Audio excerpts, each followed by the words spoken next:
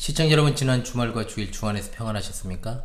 시작된 한 주간도 성삼일체 하나님께서 여러분과 늘 함께 하시기를 원합니다. 이번 주에도 변함없이 하나님 말씀 중심의 삶을 살아가시기를 간절히 원하오며, 현우리와 함께하는 올해 네 번째 구원의 여정 출발하도록 하겠습니다. 2024년 4주차 하나님의 말씀은 로마서 4장 18절의 말씀이 되겠습니다. 자, 함께 해봅시다. 아브라함이 바랄 수 없는 중에 바라고 믿었으니 이는 내 후손이 이같으리라 하신 말씀대로 많은 민족의 조상이 되게 하려 하심이라.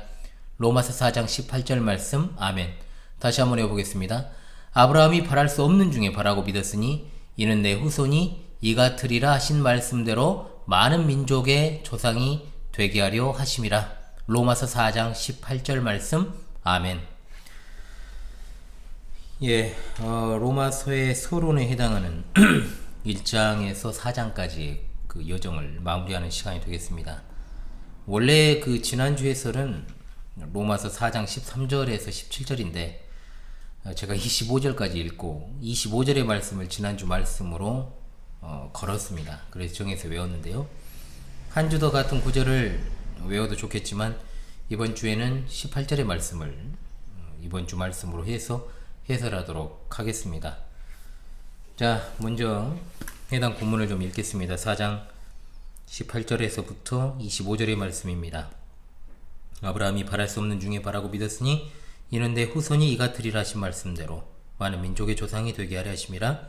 그가 100세나 되어 자기 몸이 죽은 것 같고 사라의 태가 죽은 것 같음을 알고도 믿음이 약하여지지 아니하고 믿음이 없어 하나님의 약속을 의심하지 않고 믿음으로 견고하여져서 하나님께 영광을 돌리며 약속하신 그것을 또한 능히 이루실 줄을 확신하였으니 그러므로 그것이 그에게 의로 여겨졌느니라. 그에게 의로 여겨졌다 기록된 것은 아브라함만 위한 것이 아니요 의로 여기심을 받을 우리도 위함이니 곧 예수 우리 주를 죽은 자 가운데서 살리신 이를 믿는 자니라. 예수는 우리가 범죄한 것 때문에 내줌이 되고 또한 우리를 의롭다 하시기 위하여 살아나셨느니라. 아멘.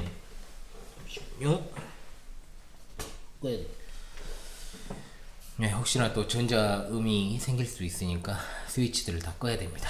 그래서 제가 히터도 킬 수가 없습니다. 방송에 방해가 될 수도 있어서요. 로마서 첫 4장 1, 2, 3, 4장을 성령의 감동하심을 따라 기록한 바울 사도는 이 4장에서 아주 중요한 복음의 봉우리를 올라가기 위해서 노력을 했는데, 그것은 무엇입니까? 하나님을 반역한 인간의 절망적인 그 상태에 대해서 분석을 하고 예수 그리스도에 대한 복음을 가지고 이 절망적인 상태에서 벗어나고 빠져나올 수 있는 해답을 보여주는 것이었습니다. 복음의 어떤 본질과 복음에 대해 제기되는 대적들의 모든 반론들에 대해서 논리적으로 끈기 있게 대답했습니다.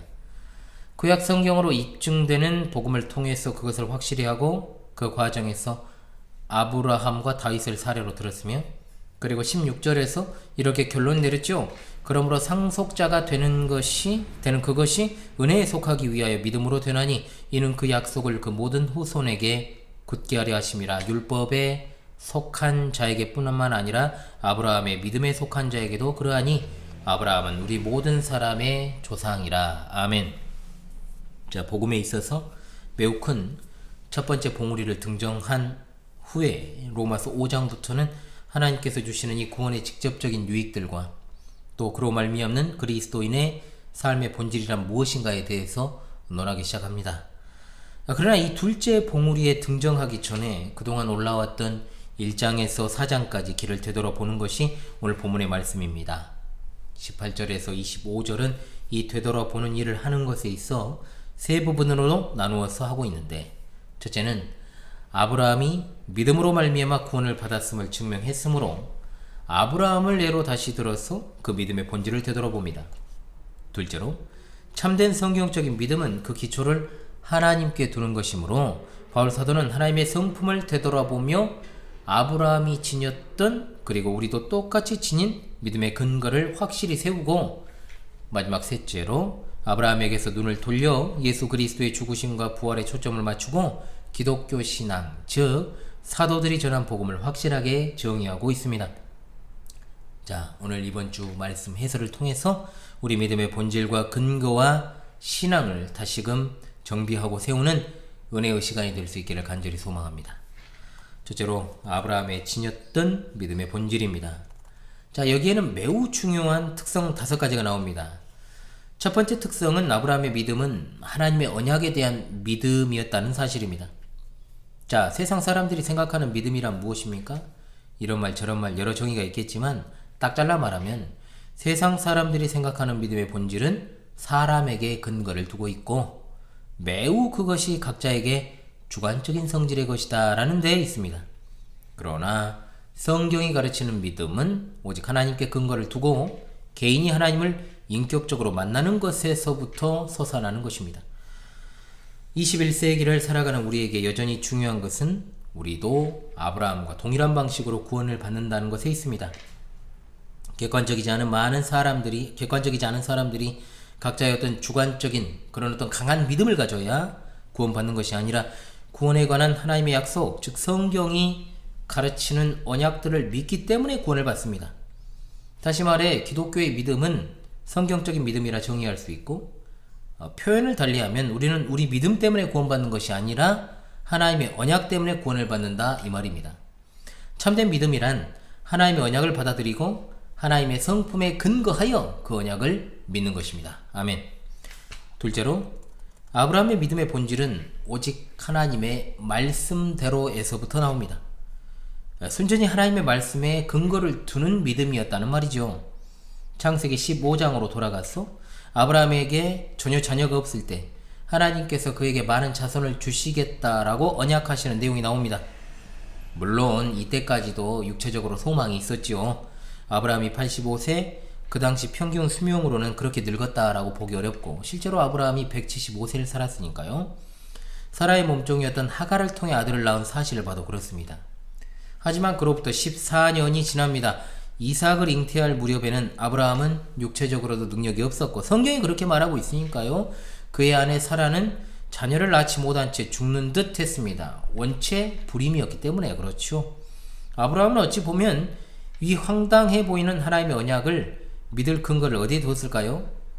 아무 데서도 찾을 수 없었습니다. 더군다나 제가 히브리서를 하고 있지 않습니까? 금요일에 이 히브리서를 강설하면서 사라가 젊은 시절부터 불임이었다는 말을 했죠. 즉 아브라함과 사라를 사이에 아이를 낳은 선례가 없기 때문에 아브라함이 비비고 기댈 언덕은 없었다는 겁니다. 아브라함의 믿음의 근거는 그 언약을 직접 행하신 하나님 외에는 없습니다. 오늘날에도 여전히 우리 구원의 근거는 어디 있습니까? 요한복음 3장 16절에 그 기록된 하나님 말씀 외에는 어디에도 근거가 없습니다. 우리에게 하나님의 말씀이 없다면 영생을 얻는 방법은커녕 영생에 대해서조차 아는 게 하나도 없지요. 영적인 세계, 즉 보이지 않는 세계에 대해서 무지한 인간이 만약에 구원을 발견한다면 그것은 오직 하나님의 말씀에서만 발견할 수 있습니다. 인간은 스스로를 속이기도 하고 남을 속이기도 하지만 하나님의 말씀은 그분의 신실하신 언약이기 때문에 절대로 하나님은 그 말씀을 변경하시지 않습니다. 그러므로 어떤 특정인이나 또는 집단의 체험이나 경험 때문에 하나님을 믿는다라고 주장한다면 그것은 사실상 하나님의 인격을 모독하는 일이 되는 겁니다. 사람의 경험이 어떻게 영원하신 하나님을 뒷받침할 수 있단 말입니까? 그런 일은 없어요. 믿음은 오직 하나님의 말씀만으로 충분합니다. 그 말씀을 하신 이가 바로 하나님이시기 때문입니다. 아멘. 셋째로 아브라함이 지녔던 믿음의 본질은 바랄 수 없는 중에 바라고 믿은 믿음입니다. 앞서 아브라함의 믿음, 우리 믿음의 본질이 바로 하나님의 말씀이라고 했지요. 그런데 아브라함의 상황은 훨씬 더 심각합니다. 뭔 말이냐? 하나님의 언약에 반대되는 일들이 현실에서 펼쳐지고 있는 상황에서 믿은 믿음이기 때문입니다. 아브라함의 나이 99세, 사라는 진즉에 이미 태가 닫혀있던 상태인데다가 나이까지 먹었습니다. 19절에 정확하게 진단하지 않습니까? 그가 100세나 되어 자기 몸이 죽은 것 같고 사라의 태가 죽은 것 같음을 알고도 믿음이 약해지지 아니하고라고 했는데 한글 번역은 오해 소지가 좀 있죠. 예를 들면 우리 본교회에서 우리 김원준 성도님이 계십니다. 김원준 성도님은 제 아들 같은 사람이에요. 박효영, 박보영 이 두 사람 이름도 좀 비슷한데 친자매와 같습니다. 이름 누구도 다 자매라고 생각을 하죠. 그런데 이 말이 진짜로 친동생, 친자매, 그리고 내 아들이라는 말이냐 했을 때는 그것은 아니라는 거죠. 가깝다는 표현한 겁니다. 그런데 여기 헬라어 원문은 무엇과 같은 상태라는 말이 없습니다. 자기 몸이 죽어있고 사라의 태가 죽은 상태를 가리킵니다. 즉 여기서 중요한 것은 뒷부분에 알다라는 동사인데, 아브라함 자신의 몸이 죽었고 사라의 태가 죽었다는 것을 철저하게 인식했다는 말입니다. 일말의 가능성이 1%도 없다는 말입니다. 지금 이게 이 말을 하려고 제가 예를 든 거예요. 이 문장은 아브라함은 자기 몸이 죽었고 사라의 태가 죽은 사실을 정확히 인식하고도 그가 하나님을 믿었다는 말입니다. 사실 창세기 17장 17절에는 아브라함이 하나님의 언약을 듣고 그것이 얼마나 일반적인 상식에서 벗어난 일인가를 생각하면서 엎드려 웃으며 심중에 이르되 100세 된 사람이 어찌 자식을 낳을까? 사라는 90세니 어찌 출산하리요? 라고 했습니다. 그랬음에도 상황이 급박해지자 아브라함은 그런 어떤 환경적인 요소들을 고려하지 않은 채 그저 하나님을 믿었습니다. 그리고 그 다음 해에 아이가 아브라함과 사라 사이에서 태어났습니다. 상황이 정반대이고 전혀 바랄 수 없는 중에 있는 가운데 있을지라도 믿음은 결코 비합리적인 것이 아니라 오히려 정반대되는 상황이 펼쳐져 있더라도 하나님을 믿는 것은 세상에서 가장 합리적인 방법이라는 사실을 믿으시기 바랍니다. 아멘. 넷째로, 아브라함이 지닌 믿음의 본질은 충분한 확신이었습니다. 자, 바울 사도는 오늘 본문에서 여러 방식으로 말하고 있죠. 19절에 믿음이 약해지지 아니하고 20절에 믿음이 없어 하나님의 약속을 의심하지 않고 믿음으로 견고하여져서 21절에 약속하신 그것을 또한 능히 이루실 줄을 확신하였으니, 이 가운데서 21절이 주된 진술입니다. 참된 믿음은 언제나 이런 확신을 동반합니다. 육신이 연약하고 주변 상황이 아주 심란하게 돌아갈 때 우리가 어떻게 이런 확신을 가질 수 있습니까? 한 가지밖에 없지요. 참된 믿음은 우리 자신을 바라보지 않고 주변 상황을 바라보지 않으며 다만 하나님을 바라보기 때문에 확신을 가질 수 있는 겁니다. 하나님의 존재와 그분의 성품에 근거를 둔 믿음은 갈수록 힘을 얻게 됩니다. 하나님은 신실하신 하나님이시기 때문입니다. 다섯째, 아브라함이 지닌 믿음의 본질은 행동하는 믿음이었다는 겁니다. 믿음은 하나님을 믿는 것이지만 그것은 반드시 단호하게 행동으로 옮겨지게 됩니다. 성경적인 믿음은 언제나 하나님을 믿고 그 터 위에서 행동하는 것이라고 할 수 있습니다. 아브라함의 본래 이름이 뭔지 아시죠? 뭡니까? 아브람입니다. 아브람이란 말은 높은 아버지란 뜻이죠. 하늘의 별과 같은 자손을 낳게 될 것이라는 그 하나님의 언약에 비추어 볼 때는 부적절한 이름입니다. 수십 년이 지나도 자녀 없으니까 더 그랬을 것입니다. 훗날 그가 불신앙적인 판단으로 사라의 여종 하갈을 통해 이스마엘을 낳게 되지만 여전히 그에게 자녀는 하나밖에 없습니다. 그런데 그런 그가 하나님으로부터 계명받은 이름이 뭐였습니까? 열국의 아버지란 뜻을 가진 아브라함이었습니다. 아브라함은 전혀 어리석은 것이 아니라 참으로 하나님을 의지하는, 행동하는 믿음의 사람이었다는 겁니다. 여러분 어떻습니까? 예수 그리스도를 통해 구원의 선물을, 영생을 주시겠다라고 하는 하나님의 은혜 언약을 믿고 믿음으로 발걸음을 내딛고 있습니까? 세상은 예수님 믿는 사람을 비합리적이고 어리석고 개독교라고 그렇게 부르며 방해하겠지만 진짜 사실상 어리석은 사람이 누굽니까? 하나님을 의지하는 사람이겠습니까? 아니면 오로지 자기 자신만을 위해 살고 세상을 믿고 썩어져 갈 것들을 믿는 불신자들이겠습니까? 하나님을 믿는 우리 파수꾼 여러분, 그 터 위에서 행동하는 믿음으로 살아가시기를 간절히 바랍니다. 아멘. 자, 오늘 본문의 두 번째 큰 주제는 아브라함이 지녔던 믿음의 근거가 무엇인가 하는 겁니다. 여기서 1장과 4장에 아주 흥미로운 대조가 나옵니다. 바로 1장에서는 인류가 하나님을 배척하고 하나님을 영화롭게 하지도 않는다라는 그 사실이 등장하죠. 그런데 로마서 첫 주제를 마무리하는 4장 20절에서 아브라함이 하나님을 믿고 그분께 영광을 돌리는 걸 최고의 감신사로 삼았다는 말씀이 나옵니다. 아브라함은 오로지 하나님 앞에 믿음의 근거를 두고 그의 정신을 하나님께 두었습니다. 이것은 그저 되는 것이 아니라 하나님은 누구신가? 하나님은 어떤 분이신가를 생각하는 일에 바탕을 둡니다. 즉 하나님을 모르면서 어떻게 막연하게 하나님께 영광을 돌릴 수 있겠습니까? 하나님을 모르면서 어떻게 예배할 수 있습니까? 하나님을 모르면서 어떻게 성경을 믿는다라고 말하고 구원받았음을 확신할 수 있습니까? 우리의 믿음이 근거 없고 내용 없는 맹신이 되지 않기 위해서라도 하나님의 속성들을 아는 것이 성도의 최대의 유익임을 기억하십시오. 오늘 본문에는 하나님의 속성 가운데 3가지가 암시되어 있는데 이것을 잘 들으시고 마음판에 새기시기를 바랍니다. 아멘. 첫째로, 하나님은 거짓말을 하실 수 없는 분이십니다. 이를 하나님의 진실성이라고 말하죠. 바울 사도는 디도 목사에게 보낸 편지에서 우리 믿음이 거짓이 없으신 하나님을 향한 것이다 라고 1장 2절에서 분명하게 말합니다. 로마서의 이 부분은 그야말로 하나님의 진실하심이 바탕에 깔려있고 아브라함의 생애 전체가 그것을 정확하게 나타내고 있습니다. 하나님께서 참으로 진실하시기 때문에 그는 하나님을 믿고 거주하던 그 본토를 떠나서 지시하실 땅으로 가라고 했을 때 그는 그 말씀을 떠나서 하란으로 떠났습니다. 또한 내 자손이 하늘의 별처럼 많을 것이라고 하셨을 때 아브라함은 하나님을 믿었고 하나님께서는 이를 그의 의로 여겨주셨다라고 했지요. 또한 노년의 아들을 주시겠다고 말씀했을 때 아브라함은 다시금 하나님을 믿었고 바꿔주신 이름을 받고 할례 의식을 행함으로 믿음을 나타내 보였습니다.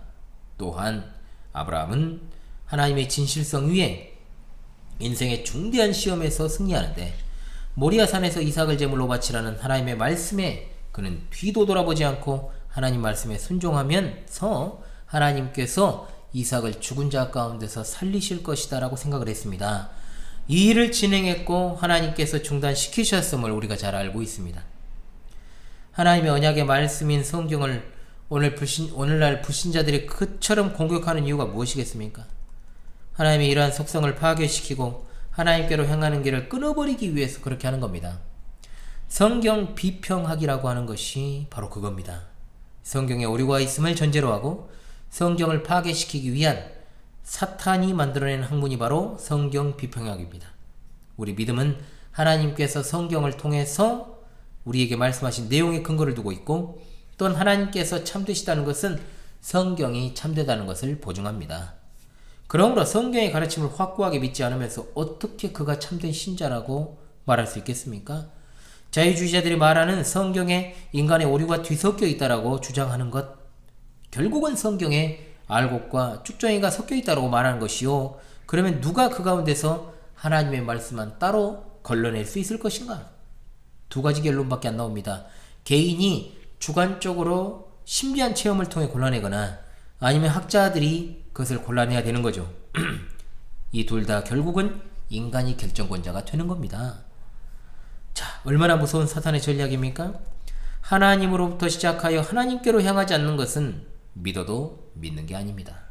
인간을 믿는 거죠. 스스로를 믿는 것입니다. 아무리 기독교적 색채를 가지고 있다 해도 십자가를 세워놓고 그것을 강조한다 할지라도 그것은 자율종교이며 주관종교일 뿐 성경에 의존한 계시의존 사색하는 객관적 종교로서의 역사적 기독교회는 아니라는 사실을 반드시 기억하고 되새기시기를 바랍니다. 아멘. 둘째로, 아브라함이 믿음의 근거를 둔 하나님의 속성은 하나님의 신실하심입니다. 정말 제가 좋아하는 신실하심. 아브라함은 하나님의 언약에 자신의 일생을 걸었고 그렇게 할 수 있었던 것은 그가 대단히 뛰어나서가 아니라 하나님께서 거짓말을 하실 수 없다는 것뿐 아니라 결코 마음을 바꾸시는 분이 아니라는 확신이었습니다. 오늘날의 현실을 한마디로 정의하면 불성실의 시대라고 할 수 있죠. 계약을 교묘하게 위반하고 불법과 편법을 쓰고 고용주도 불량하고 아르바이트생들도 불성실하고 결혼 언약을 맺은 남녀가 밥 먹듯이 서로를 버리고 개인들 간의 약속은 정말로 많이 하는데 싹 다 잊어버리고 지키지도 않는 현실들. 모세는 이스라엘을 향해서 하나님 여호와는 신실하신 하나님이시라 그를 사랑하고 그의 계명을 지키는 자에게는 천대까지 그 언약을 이행하시며 인내를 베푸신다 했고 바울 사도는 디모데에게 보낸 편지에서 우리는 미쁨이 없을지라도 주는 항상 미쁘시니 자기를 부인하실 수 없으시리라. 민수기 23장 19절의 말씀, 하나님은 사람이 아니시니 거짓말을 하지 않으시고 인생이 아니시니 후회가 없으시도다. 어찌 그 말씀하신 바를 행하지 않으시며 하신 말씀을 실행하지 않으시랴 라고 말씀하였습니다. 아브라함을 믿음의 조상으로 둔 모든 성도들은 하나님의 성실하심에 근거를 두어야 됩니다. 약하고 두렵고 근심에 빠질 때 너무나도 많은, 정말로 빈번하게 그러한 것들이 일어나는 우리 인생 가운데 더욱 그래야 됩니다. 시험을 받는 자들이여, 절망에 빠진 이들이여, 다른 거 하지 마십시오. 제발 하나님의 그 신실하심에 믿음의 근거를 두고 하나님의 확정된 말씀에 귀를 기울이시고, 인간이 고안해낸 방법과 사람과 인생을 의지하지 말고 하나님과의 수직관계의 모든 시간과 열정과 열심을 쏟으시는 여러분 되시기를 바랍니다. 아멘. 셋째로, 아브라함이 믿음의 근거를 둔 하나님의 속성은 전능하신 하나님이십니다. 아멘. 사도신경 첫 부분을 모르는 분들은 우리 파수꾼 중에는 없겠죠. 분명히 전능하사 천지를 만드신 하나님 아버지를 내가 믿사오며, 정확히 말하면 전능하신 하나님, 천지의 창조 주신 하나님을 내가 믿습니다. 두 부분은 나눠져 있어요. 정확하게 번역을 한다면요. 우주의 기원에 대해서 우리는 학창시절에 공부를 했습니다.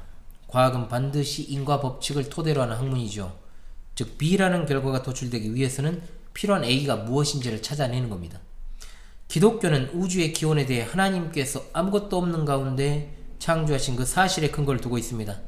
그런데 과학은 하나님이 싫으니 물질이 영원하다라는 전혀 비합리적인 가설을 세워놓고 자신들이 스스로 빅뱅이라고 하는 대폭발 이론을 내세우면서 무너졌습니다.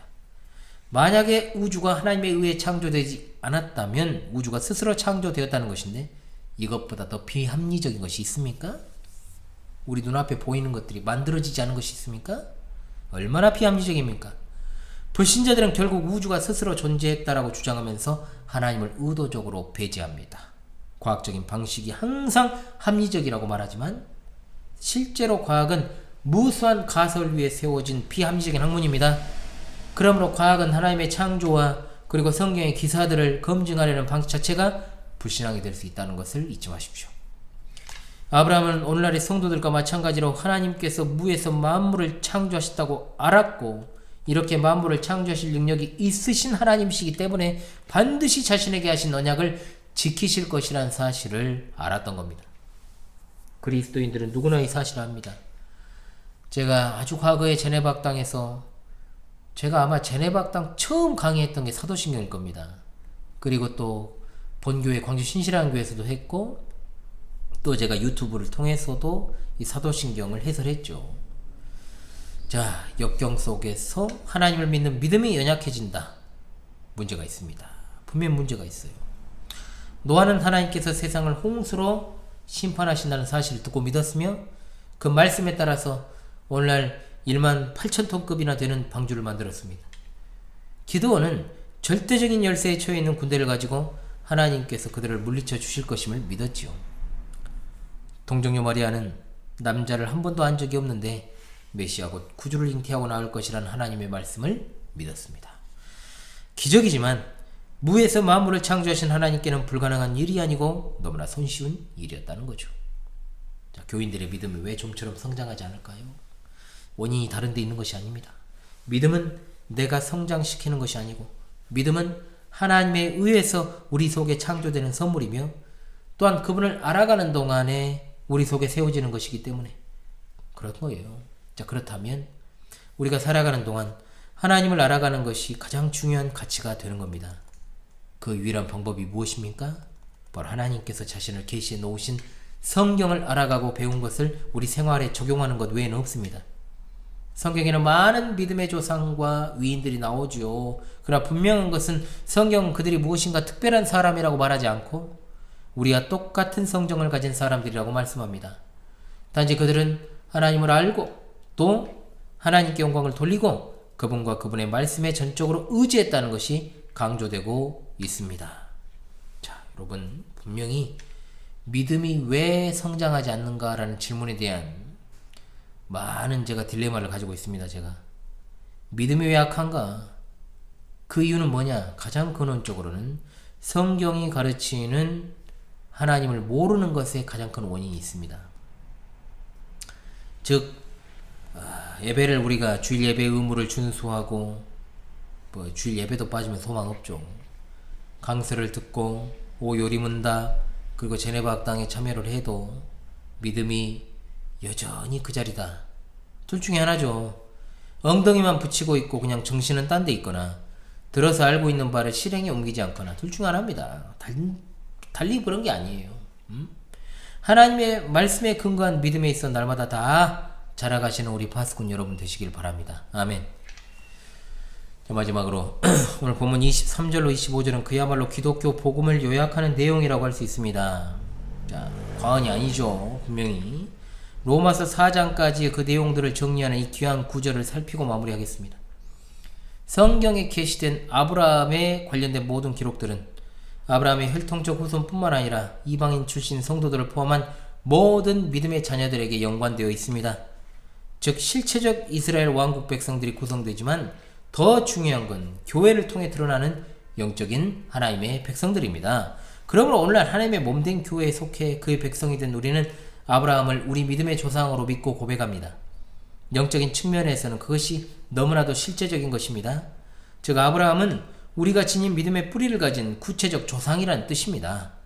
아브라함의 믿음은 모든 성도들을 위한 대표성을 띠고 있습니다. 즉 하나님의 구원의 작정에 있어 중요한 인물로 하나님께 속한 모든 성도들의 믿음이 아브라함의 믿음과 동일한 성격을 가지고 있음을 알아야 됩니다. 그것은 무엇인가? 나온 구절대로 보지 마시고 25절부터 올라와야 됩니다. 먼저는 우리 죄를 위해 죽음에 넘겨지셨습니다. 베드로 사도도 오순절에 설교할 때 동일한 말을 했습니다. 그가 하나님의 정하신 뜻과 미리 아신 대로 내어준 바 되었거늘 너희가 법 없는 자들의 손을 빌어 못 박아 죽였다라고 말이죠. 예수님은 단순히 죽음을 당하신 것이 아니라 하나님에 의해 죽음에 내어준 바 되신 것입니다. 내줌이 되고라는 번역은 잘했지만 정확하게는 내어주신 바 됨이라고 해야 맞습니다. 강조하는 것은 하나님의 사역이죠. 사역. 그 사건을 통해서 그리스도를 믿고 앞으로 믿을 모든 사람들을 위한 구원을 성취하셨다는 사실을 강조합니다. 예수님께서 죽으신 일은 우발적 사건이 아닙니다. 심지어 우주가 창조되기도 전에 이미 작정된 하나님의 구원 사역의 성취였음을 믿으시기 바랍니다. 그런 이유로 예수님이 이 땅에 오셨습니다. 아멘. 그리고 아주 중요하고 흥미로운 점으로 마무리가 되는데 이 부분에 실린 마지막 부분은 바로 뭐냐? 부활입니다. 24절, 25절 두 차례에 걸쳐 말하죠. 바울 사도는 다른 곳에서는 하나님께서 죄인들을 의롭다 하시는 근거가 부활이 아니라 죽음이라고 말했습니다. 로마서 3장 24절에도 그리스도 예수 안에 있는 성령으로 말미암아 하나님의 은혜로 값없이 의롭다 하심을 얻었느니라 말씀했죠. 그런데 여기서는 왜 부활을 근거로 삼는가?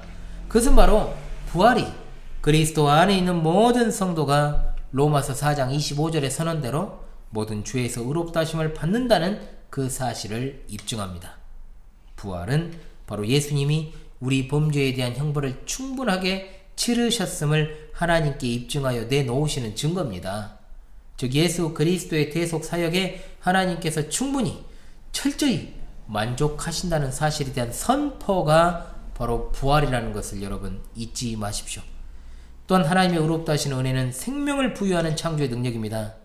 만일 하나님께서 아브라함에게 이삭을 주시지 않았다면 아브라함의 믿음은 헛된 것이 됩니다.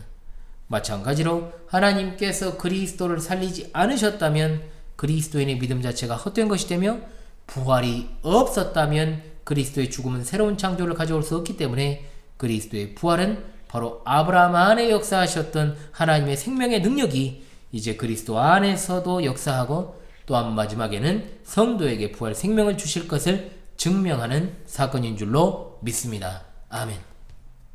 아담 안에서 모든 인간이 죄를 범하고 노예로 전락하여 하나님께 죄를 범했습니다. 인류는 창조주 하나님을 인정하지 않고 우상으로 대체했고 도덕적이고 종교적인 사람들은 자신들의 법으로 구원을 추구하며 살아왔습니다. 그러나 하나님께서 주 예수 그리스도를 통해서 죄인들을 구원하시는 언약의 신실하심을 나타내시고 또한 구약 성경의 기록들을 통해서 아브라함과 같은 방법으로 구원을 받게 하시려고 믿음으로 말미암아 의롭다 하시기 위해 예수 그리스도의 죽으심을 통하여 그 죄를 처리하셨습니다. 그러므로 그리스도를 믿는 누구나 죄 용서함을 받고 하나님의 언약 백성이 되는 겁니다. 모든 믿는 자들의 조상인 아브라함과 동일하게 하나님의 언약을 의심하지 않고 믿음의 견고의 짐으로 하나님께 영광을 돌리고 우리 주 예수 그리스도를 죽은 자 가운데서 살리신 하나님을 믿으며 살아가시기를 간절히 소망합니다. 아멘. 예, 다시금 이번 주 하나님 말씀을 외우면서요 이번 주 하나님 말씀 해설 시간을 마치도록 하겠습니다. 여러분 늘 변함없이 하나님 말씀을 중심해서 살아가시는 여러분 다 되시기를 간절히 바랍니다. 함께 외우겠습니다. 아브라함이 바랄 수 없는 중에 바라고 믿었으니 이는 내 후손이 이 같으리라 하신 말씀대로 많은 민족의 조상이 되게 하려 하심이라. 로마서 4장 18절 말씀. 할렐루야. 아멘.